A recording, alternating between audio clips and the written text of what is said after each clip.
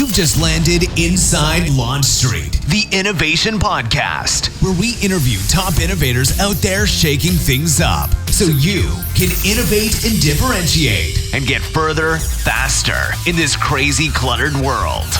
And now, innovation thought leader and your super fly host, Tamara Kleinberg.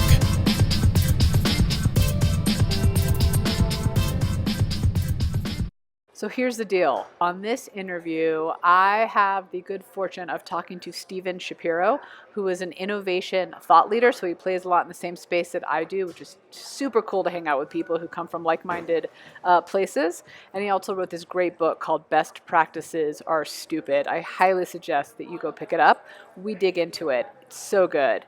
This interview, if you're one of those intrapreneurs out there in our community, and I know there's thousands of you, I think you're going to love this one because we talk a lot about culture of innovation, which is so important. And if you're an entrepreneur or a solopreneur out there, I want you to think about what he says when it comes to the conversation around when you should innovate, how you should innovate, and what good innovation really looks like. All right, what can I say but enjoy? If you can't tell, I'm smiling a little bit. So I am here with Mr. Shapiro, who is one of the foremost authorities on innovation, culture, and collaboration, which we are going to dig into. So over the past 20 years, his message to audiences in 50 countries has focused on how to enable innovation by bringing together divergent points of view in an efficient manner. And those are two things that you don't often hear together. So I can't wait to dig into that. During a 15-year tenure with the consulting firm Accenture, which by the way means he actually practices innovation, doesn't just talk about it, which I think is important. He led a 20,000, and I'm not saying that wrong, right? 20,000 person innovation practice. Oh my God, that's a lot of people.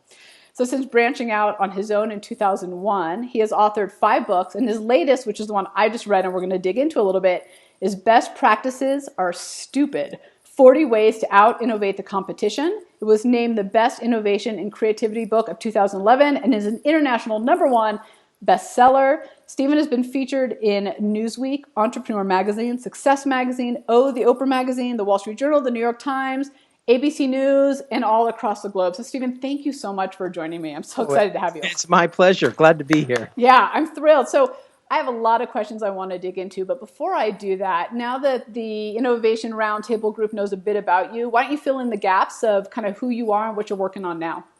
Sure. Well, it's interesting, but I think very few people start off wanting to work on innovation. I got into innovation, it was in 1995. At that time, and I know you asked me what I'm working on now, but I figured I'd just go back because I think it gives some context. In 1995, when I was at Accenture, I was one of the co-leaders of our business process reengineering practice. So for those of you who remember that, it was about downsizing, really. I mean, it was optimization. And so what happened was the work that I was promoting resulted in literally, tens, if not hundreds of thousands of people losing their job. And I woke up one morning and said, I can't do this. Yeah. I took a leave of absence and decided I'm going to focus on growth, help companies grow their businesses. And basically that's what I've done for the past 20 years. And my rule of thumb is I won't work with anybody where my work will have even one person lose their job. So for me, that's my driving force behind innovation. It's about growth. It's not just innovation for innovation's sake. So I want to dig into that a little bit. So, innovation, as I'm sure you know, in all your years of doing it, is one of those things where I find that, like in the good years, it becomes a priority. In the bad years, people kind of close off and don't focus on it. But what I hear you saying is really it's something that needs to happen all the time, but without that end result of, because it's about closing in and sucking in, right? Yeah. Does that make sense? If you only innovate during the good years, then basically you're always going to go through an episodic, cyclical type of business, which is not really going to be sustainable in the long run because it's going to be 2 steps forward, 2 steps back. The companies that are most successful are the ones that have figured out a way to innovate constantly, even during tough times. In fact, what we know is that innovation during tough times gives you a greater return on your investment because everybody else is pulling back. So for every dollar you spend, you get $2 of return as opposed to in more competitive times. So I think it's important. It's also, I guess it's important to understand what I mean by innovation. It's not about the products. I mean, we get so caught up in the product. To me, it's about adaptability. It's about recognizing that the marketplace is changing, customers are changing, demographics are changing. And if we don't adapt, we lose. So I'm going to jump ahead in one of my questions because what you said is intriguing. In your book, you said, and I wrote it down just to make sure I didn't get it wrong, and I think it speaks to what you're saying, which is when the pace of change outside your organization is greater than the pace of change within, you will be eaten. So Yes. I want you to expand on, first of all, a couple things. What is, number one, how do you know if I'm a leader in an organization, how do I know that's what I'm dealing with? And number two, what are really the consequences of that? Because I think you're dead on. I mean, that's in innovation, we see that a lot where all this stuff is happening out here, but the minute you walk in those doors, it's a whole different situation. Well, I think the challenge is that our balance sheets and everything else are really just lagging indicators. Mm-hmm. So what we really need to recognize is that by the time it becomes, common in the market to do something, it's too late because it's going to take us so long to catch up. Right. So we need to be constantly sensing what types of changes are taking place. I don't want to be the person who jumps on the millennial bandwagon with everyone else, but if you look at that, companies who just sort of are now addressing it are way behind the curve. But it's also, you don't want to generalize. So I think what happens is a trend will happen, we'll hop on the bandwagon, we'll innovate around that, and then all of a sudden we realize, well, maybe it wasn't quite what we thought it was. So it's really that nimbleness that I think is so important. So how do you know then when it's something you should or shouldn't pay attention to on the front end? Because I do find that takes a particular ability to recognize and connect the dots in new and meaningful ways. So how do you, when you work with companies, how do you help them figure that out? Well, I think the first step for any company is to recognize that you need to focus on your differentiator. I always say innovate where you differentiate. Yeah. So you can't solve every problem. Now, what you need to do is solve whatever relevant issues there are in the marketplace in your own unique way.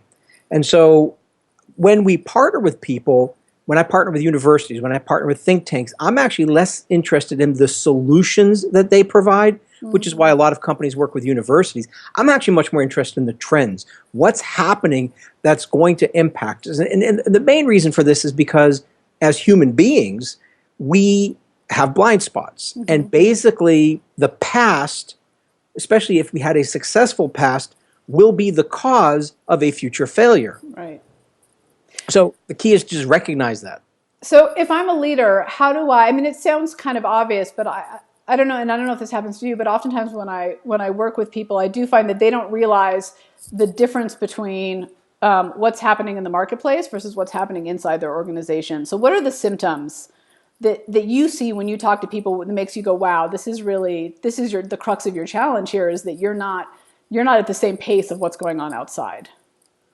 I think part of it is when you see that everybody is thinking the same way. So when you had the introduction for me, it's like, we need to recognize that breakthroughs never come from experts in a particular domain of expertise. They always come from somewhere else. And so when we start, eating our own dog food, if you want to use the Silicon Valley term, or if you want, but the more we start doing that, I mean, in theory, that means that we're destined to fail. Because we need to always be looking at what's happening outside. So if we're like, hey, everybody's agreeing and we're doing the same things and we're building on the past and only the past, to me, that's one sign of future failure. And there's just, there's so many examples of this. And so the key is to just recognize that we need to have some people who play devil's advocate for the company, who are there to basically show that everything the company is doing is actually wrong. And there's a quote from Scott Cook at Intuit. I think it's probably one of the best quotes as it relates to innovation. He said, for each of our failures, we had spreadsheets that looked awesome. That's great. And I just, that's fantastic. I wish I had said that. Right. But I think that's really so true, is we get so caught up in what we think is right, and then confirmation bias kicks in the brain, and it's really the brain. The brain is our biggest enemy. Yeah. Well, and I think you really nailed it when you said success yesterday is not success today. And in fact, oftentimes it's not, because the marketplace is different, the timing is different, everything is different than it was yesterday. So I want to back up and ask you a question about the book, because one of the things that I really appreciated about it was, you're a great storyteller, but on top of that, the end of the story were surprising. So like I started with the intro about the oil spill and them collecting ideas. And my first thought was, oh yeah, that was great. And then you went into why it wasn't great. And I was like, oh wait, no, it wasn't.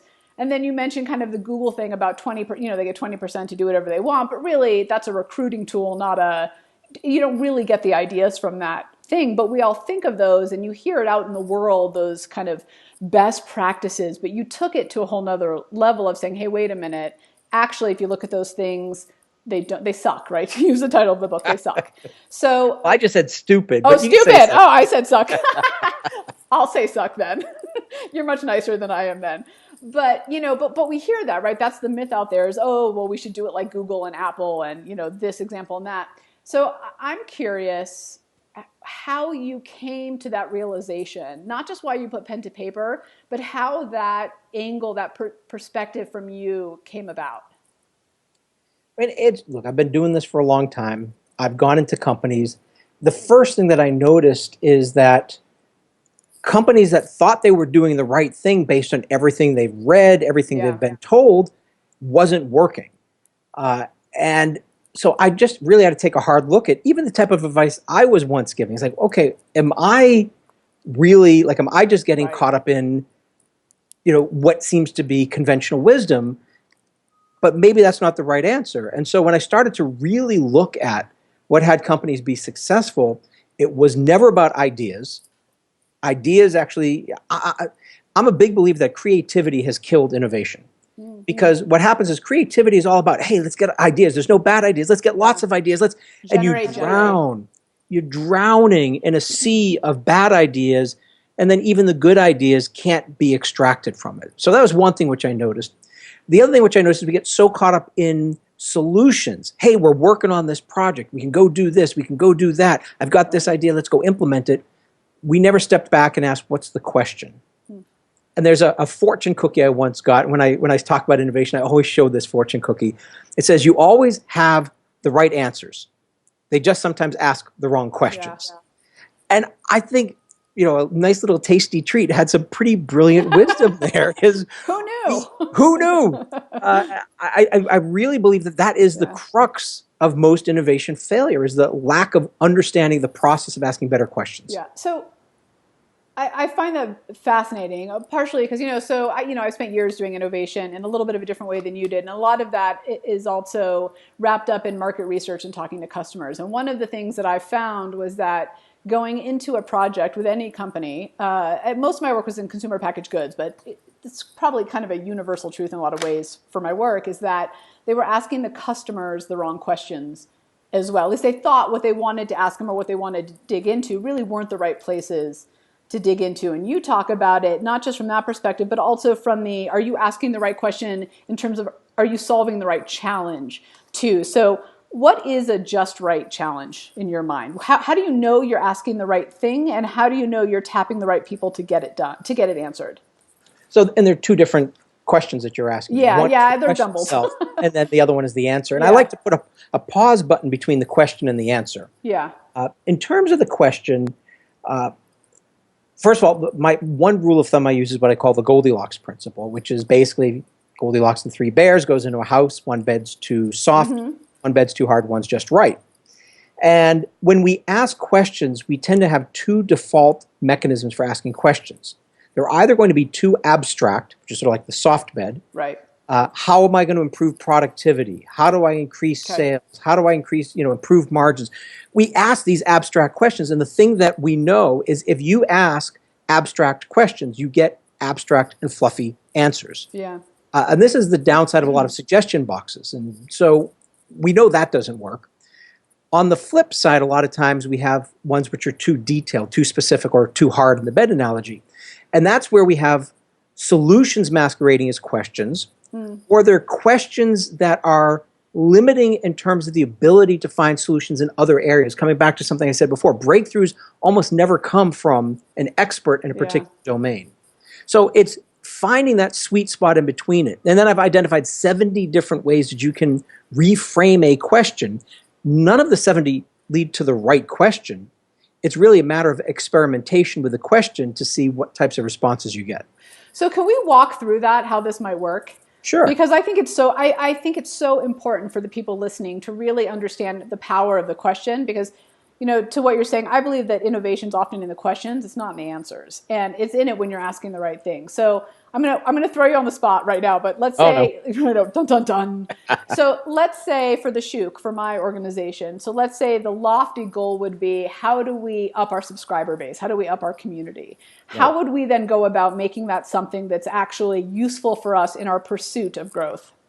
Okay, so the first question I would ask is that really even the objective you want? In some cases, having more people is less important than having fewer relevant people. Yeah, the right people. So that's, to me, the first question is, what is really the right mix there, the right number of people that we're going to get. I would also look at, who are the right people. So as part of that is, instead of just trying to get 1,000 or 10,000 people that are sort of generic and may or may not be part of the tribe that you're looking to create, who are the right people?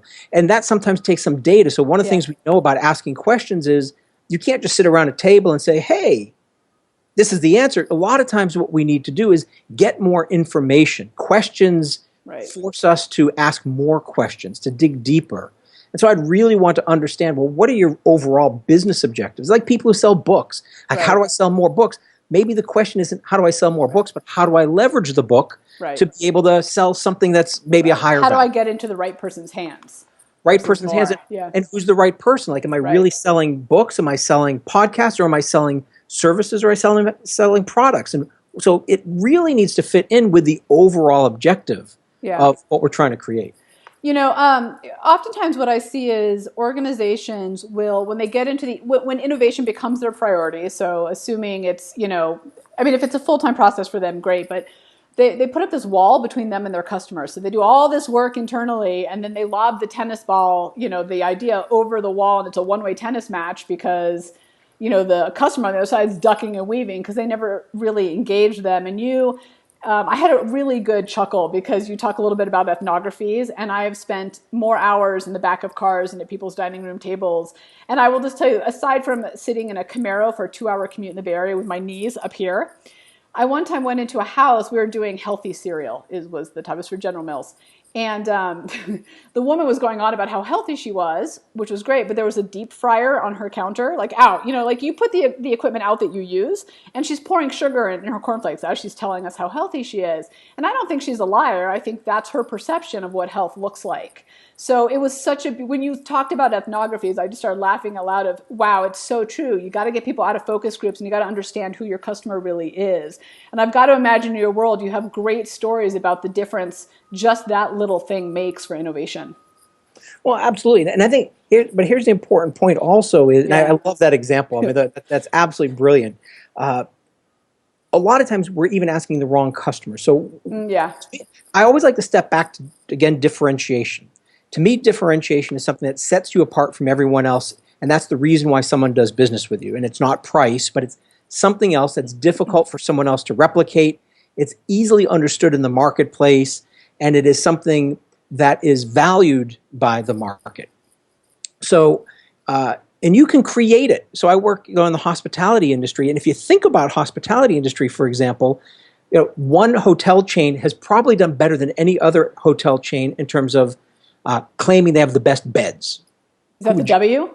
Well, it's that close? Starwoods. It would be part of that whole chain. So I'm close then. Winner. Well, it's all the Starwood properties have the heavenly beds. So the W's and the Westons, and they've done a brilliant job at that. Yeah. Are their beds the best? No, they're not the best. So we can create this conversation in the market. And so my point on this, though, is we need to get clear on how we want to differentiate. Right. But we need to understand that differentiation is not a reality. It is a conversation in the marketplace. Yeah. And so what we need to do is not just talk to our current customers, but we need to talk to people who are past customers that left us. And we also need to find a way of getting access to people who we've never done business with. And we need to triangulate to better understand how we are positioned in the marketplace so that we can leverage that in the future as a distinguishing factor. So you're a great storyteller. Give us a story around that, because it is a hard thing for people to, as obvious as it sounds to you and maybe to me, it's a hard thing to swallow to do. Let's talk to the people who aren't our customers right now, because it feels like a waste of money to some people. And I'm not saying it is. I'm saying that's what I've heard people say. And I don't disagree with you, but give me some stories around that, because I think if people can wrap their heads around why that's so important, they can start to move in that direction. Sure. I'll give you a story that I love, which is, it's not a client of mine, fortunately. but, but it tells you the challenge of only talking to people who are interested in what you have to offer. Yeah. It's the Revel Casino in Atlantic City. So I don't know if you're familiar with the story of Revel. But I mean, not a lot, but I know who they are. Well, so the Revel Casino, I love Atlantic City. Good to know. It is. Well, look, where can you go sit on the beach and have a great time and then go to a casino? So the Revel Casino was built in 2012. And what they basically did was they decided we're going to create this high-end, sophisticated casino, and it cost them $2.5 billion. Wow.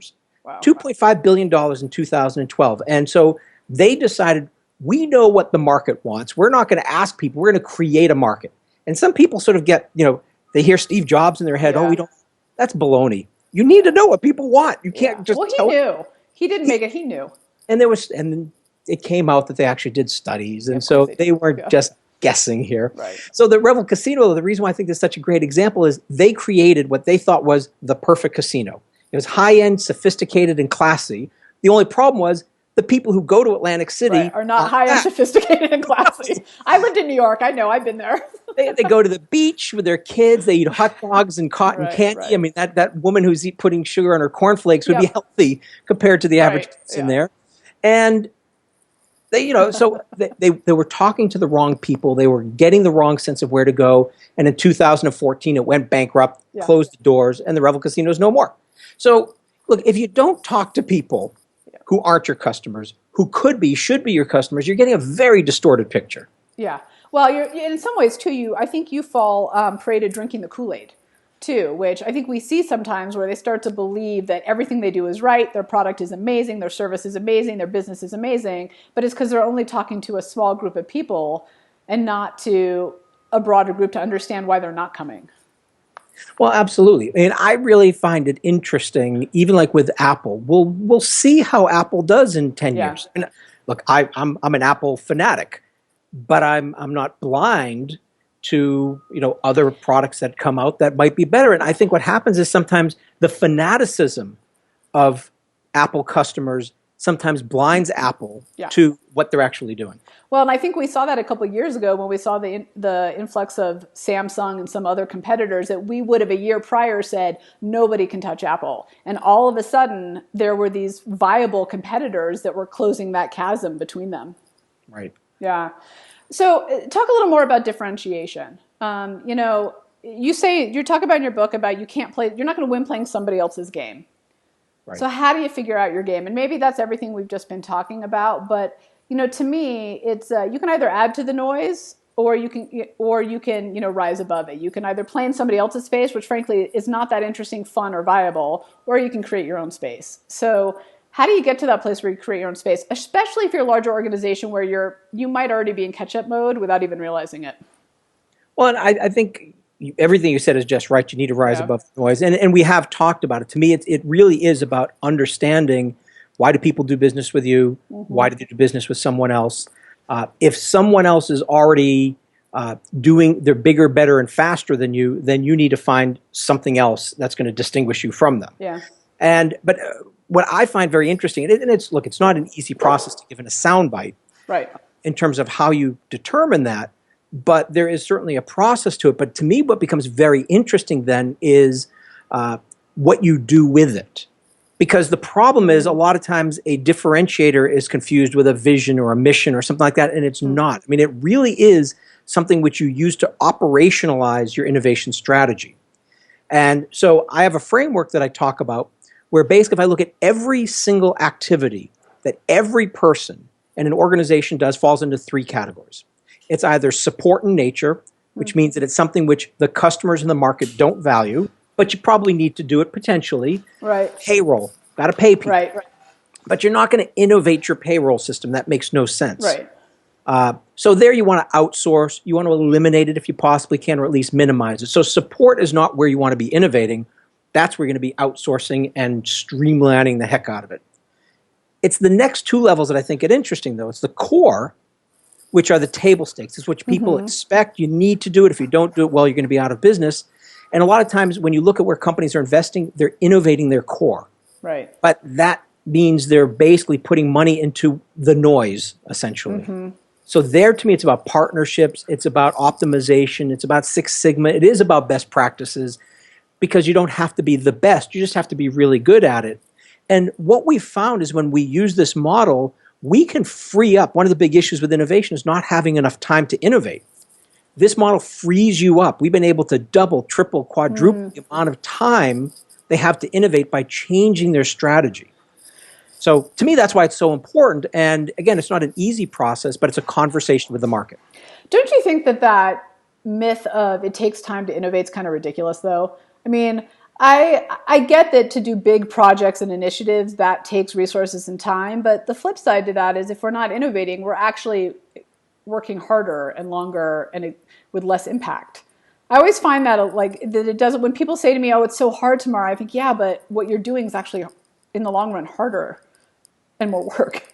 Well, I'm always a big believer that laziness, if laziness is the father of innovation. So necessity is the mother of invention, and laziness is the father. And so, I mean, I think you're right. We need to, and laziness, though, in the eyes of the consumer, if you're B2C, because we need to really just recognize that people are consuming information, consuming everything in a different way today, and they don't want it to be the way it used to be. So it has to be made simpler. To me, simplification is the best innovation.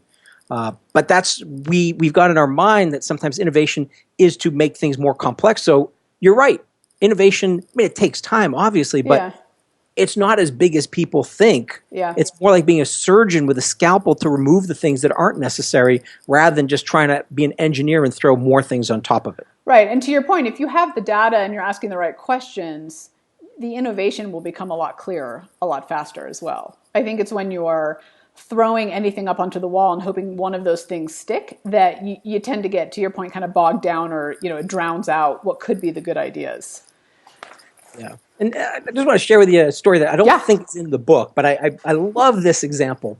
And I always talk about it during my speeches because I think it's very eye-opening. And I know you're like I am. You travel a lot, and probably one of the things you never like having to do is to wait for baggage claim. Yes. Because that's torturous. It's a waste of time. It is. You talk about a waste of time. So there's this one airport where they did the studies, and they found that it took 15 to 20 minutes for the bags to get from the plane to the baggage carousel. And people are complaining that's a little too long. So they did what most good innovators would do. They took to the task of speeding up the bags. And they spent a ton of money on faster conveyor belts and new technology and more baggage handlers, cut it in half down to 8 to 10 minutes, ready to declare the success. They find out the passengers are still annoyed. They're still angry because they're in baggage claim. Because they're in baggage claim. So, and here was the issue. The issue wasn't how fast the bags were. It took 8 to 10 minutes for the bags to get from the plane to the baggage claim area. The issue was it took the passengers only 1 to 3 minutes to get from the plane to the baggage claim. So instead of speeding up the bags, they slowed down the passengers.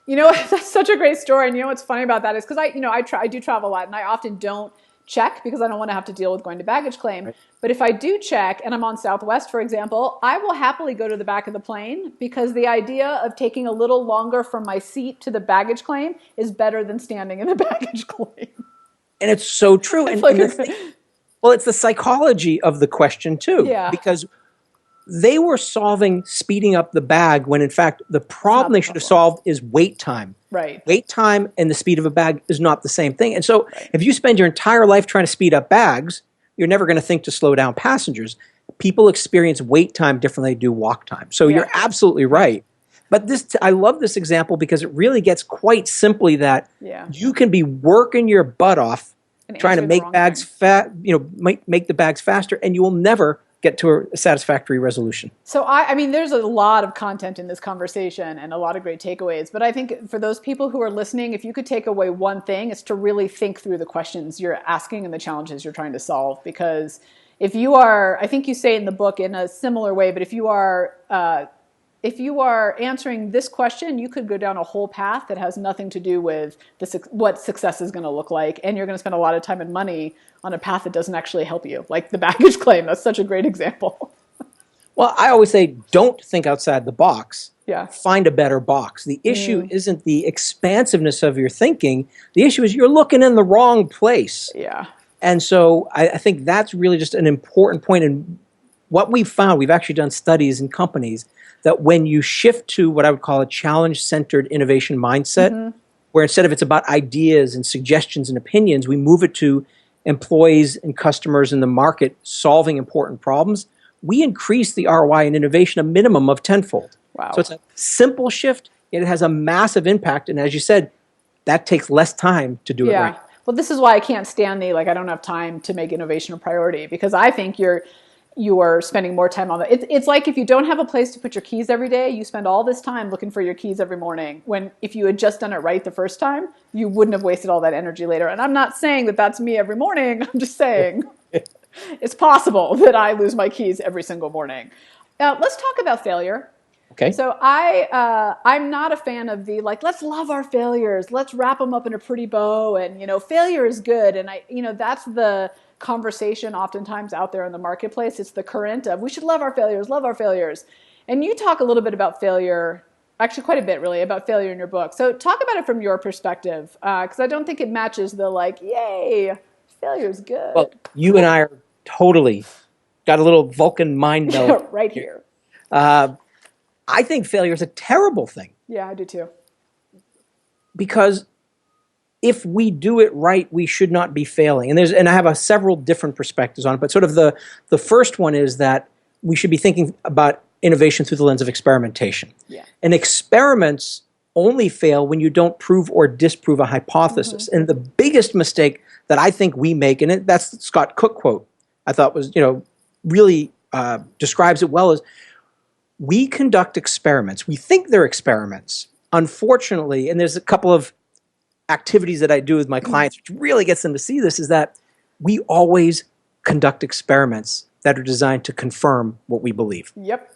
It's like watching the news channel that you agree to. It's the same thing. Exactly. That's a perfect example. Yeah. So what we need to do is become masterful at creating experiments that are specifically designed to disprove everything we believe to be true. We need to have those devil advocates, because we always say yeah, but is the enemy of innovation. It's not.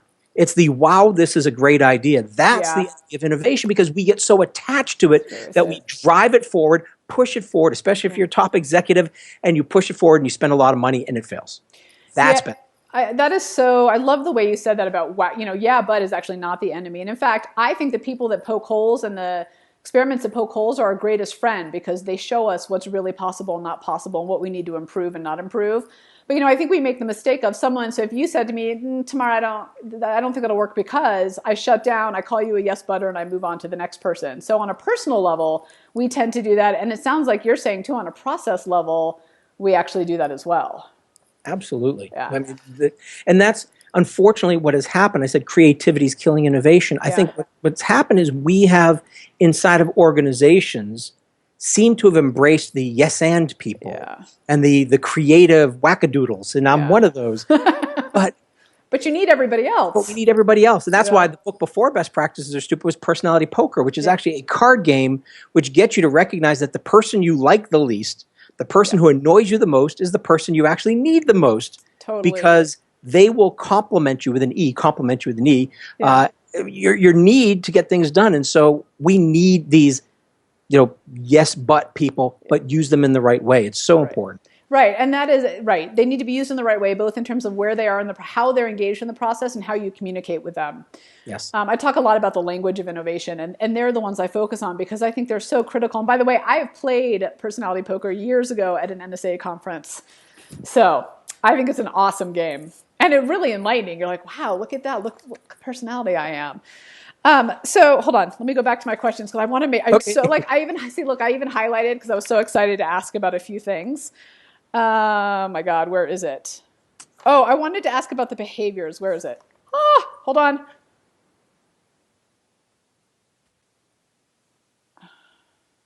Oh, measurements. That's what I wanted to ask about. Okay, so thank you. I wanted to make sure there were some questions that I just had to cover.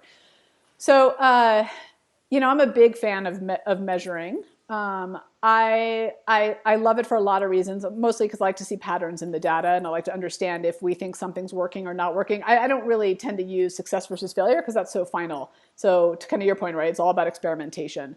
But you bring up the point that sometimes that measurement actually creates unwanted behaviors and outcomes. So dig a little bit into that, because I think we're so of like, if you can't, what is that Peter Drucker quote? If you can only manage what you measure. But I feel like there's an and or a but, and then what Stephen puts in there. Well, I always say you'll get what you measure, but will you get what you want? That's what it is. Yeah. And there's everything we do, there are always unintended consequences to it. Yeah. And I think the thing to understand is, first of all, human beings aren't stupid, so we are going to do things to optimize whatever's going to look best for us, even if it screws over everyone else. It's just a natural human behavior, and we can think that we're going to be all kumbaya in big business, but look, when you've got bills to pay and mouths to feed, we're going to take a different slant on it. So what's going to happen is our measurement systems have unintended consequences. And so if we're so focused on particular parts of the business, for example, so we'll try to optimize one aspect of the entire pipeline or one of the processes, it may, in some respects, cause problems with other pieces, which is why, like some work that we've done in product development, we've redefined product development. So like product development used to be, we've been able to develop the product, R&D, create something, we've got the prototype, and it's ready to be to hand it over to manufacturing or whomever it might be. But what happens is they would then hand it over to manufacturing. Manufacturing said, well, we can't manufacture this. So they send it back to R&D, and then they go back and forth. And eventually it's like, well, goes to the salespeople. Well, it's not exactly what we need to sell, so we have to change it again. Then it goes to legal, and there's some kind of legal IP. And so you go round and round. What we found is if we just redefine the measures and the organization structure that goes with it, and redefine product development to be 6 months after product launch, we now get a fundamentally different outcome because everybody's now involved in product development, and we just understand what their role is. And we've been able to, basically get an order of magnitude improvement in certain processes simply by redefining the measures and redefining the organization and processes that go with those measures. Do you find that the measures are both kind of within the process and then also in the outcome? So I'll give you an example. I was working with a food company, and they had a joint venture with a European company. They wanted to bring their product over here. And the challenge that I was finding is that the measurement for success was the same level as their base brands. So their base brands, of course, are up here. They've had 20 years to develop. And then this new venture, particularly in the new product area, right? This new product came in, and it wasn't given the time to get here. So very quickly they called it a failure because I think their measurement was incorrect for a new product, and it got canned. So I want to get your thoughts on that, because that's always bothered me, that the milestones and the measurements that companies tend to make particularly when you're talking about new inventions or new innovations, they tend to use old measurements that don't apply. Well, I'm not sure there's much for me to add to that, because I totally agree with what you're saying.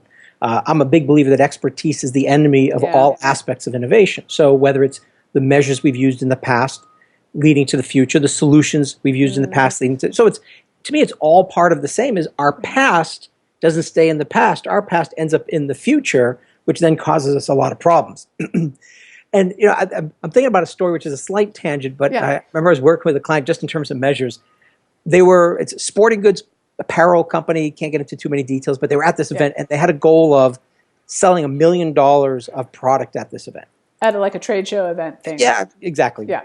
And can't get into too many details, but sure. $1 million. Understood.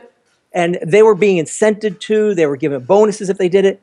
And like almost immediately, they got to like 900,000. Wow.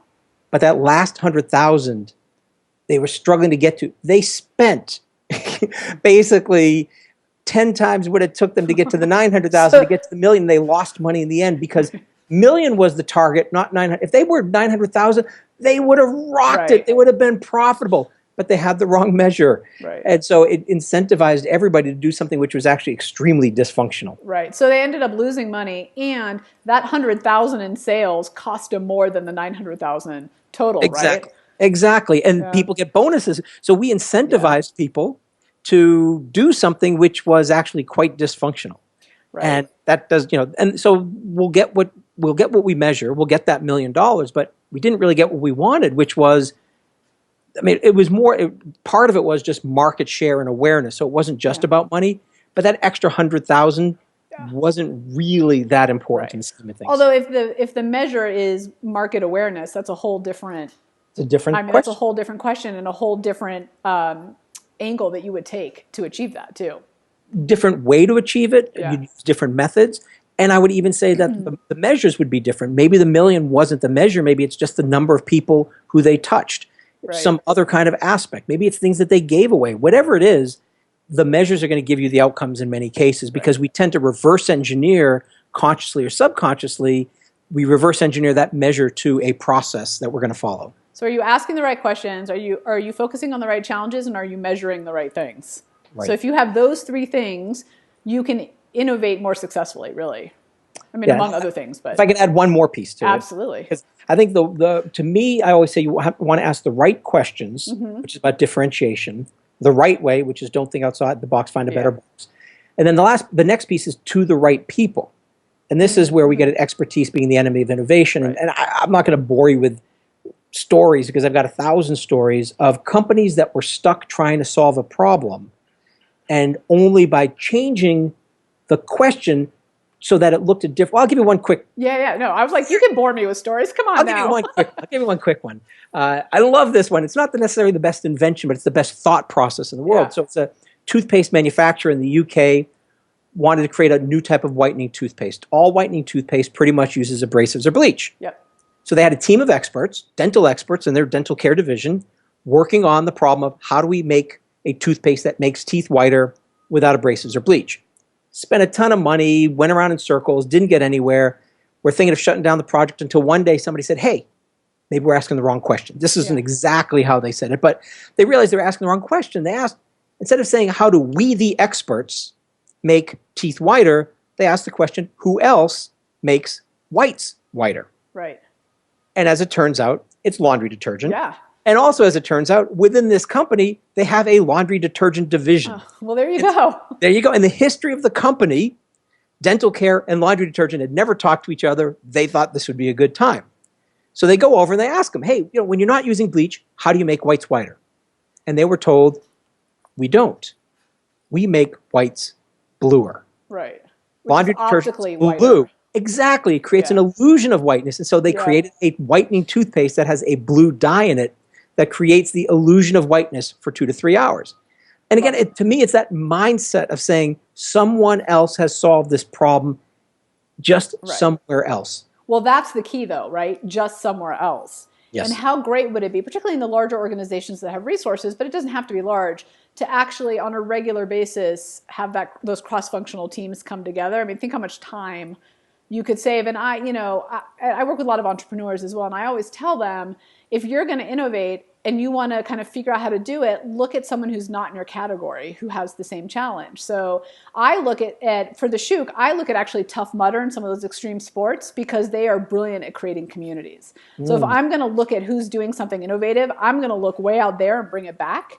And I think if you're always asking, how do I apply this to my world, you can actually get a lot of innovation by going far and wide. So I'm with you. I mean, I think deep is fine, but I think we have to go wide to get the innovation.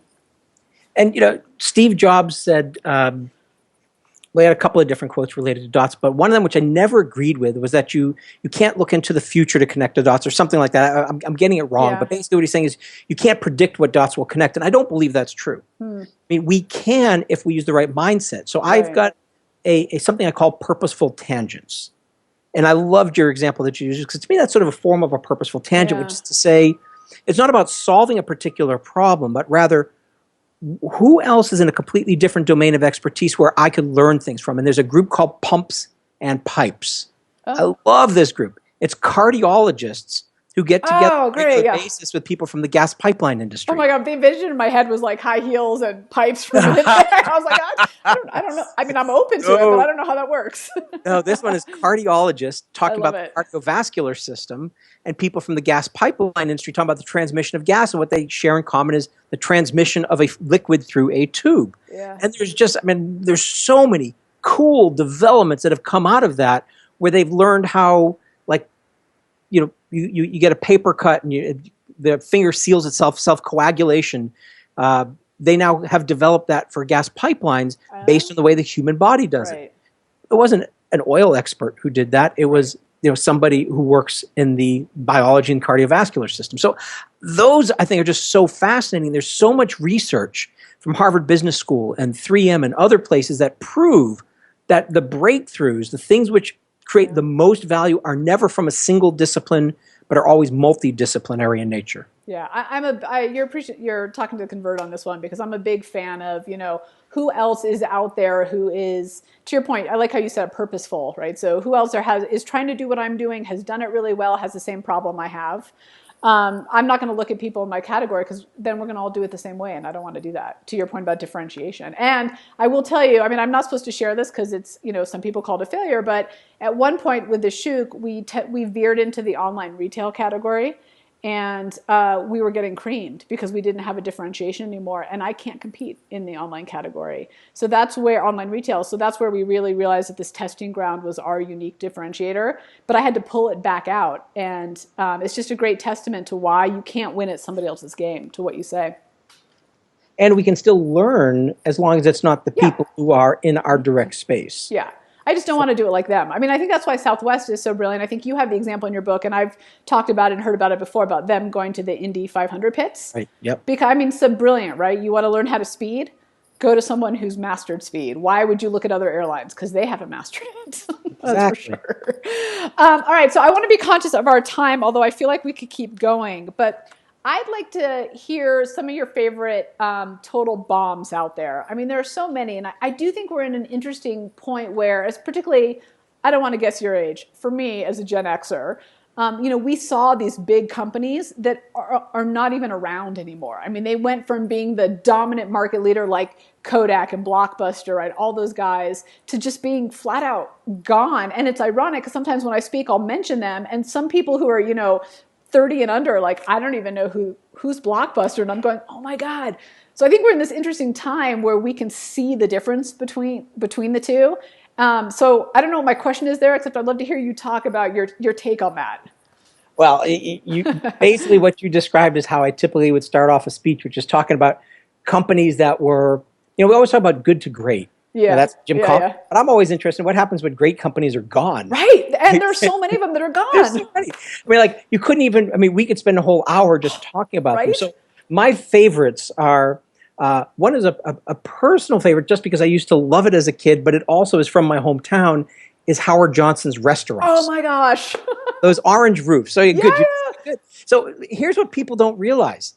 In 1965, Howard Johnson's was bigger than Burger King, KFC, and McDonald's combined. They were actually, in the 1960s, the second largest provider of food to Americans. The number one provider of food to Americans was the U.S. Army. Amazing. So Howard Johnson's was the dominant player in the food industry. They had 1,000 restaurants. It was just absolutely unbelievable. There are 2 Howard Johnson's left, one in upstate New York and one in Maine. Oh, that's it.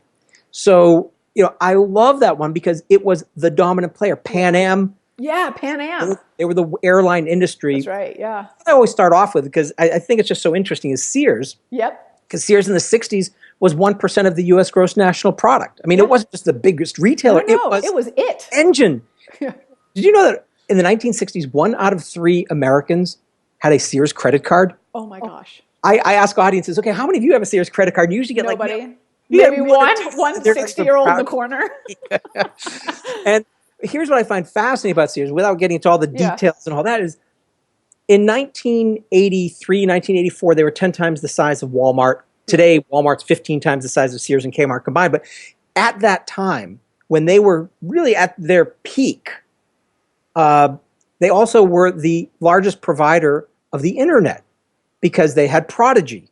Prodigy and CompuServe were the first consumer internet offerings out there. Yeah. And what I find interesting is because the Sears printed catalog was so successful, even though Sears essentially, commercialized the internet, they were the last one to bring an online catalog because their print catalog was so successful. They didn't want to get rid of it. So it's like our past kills us in the future. Yeah. And that's the thing which we need to recognize. That's I had no idea about Howard Johnson. And Sears is a great example. And it's just, they're just not even here anymore. It is there. And I think now we're used to companies coming and going, but we forget that the big guys can fall really hard too. The company I joined out of college was Arthur Andersen.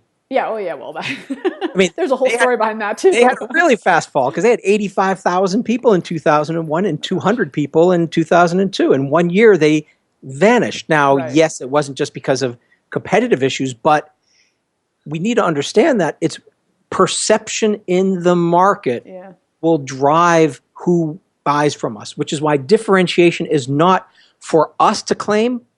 Your customers determine your differentiator. Your customers say how you differentiate. And if people say Arthur Andersen can't be trusted, there's no reason they had to shut down, but nobody wanted to do business with them. Right. So, and that's that. And that is that. Lose 100% of your customers, you have a pretty bad business. That's right. Yeah, pretty bad. It's 98% you have a bad business. All right. So my last two questions. One is, you work with a lot of organizations on culture of innovation. What is their moment, their catalyst for actually picking up the phone and calling you? What do you hear from them in that first conversation? Usually what happens is they started doing all the traditional methods. We had a suggestion box.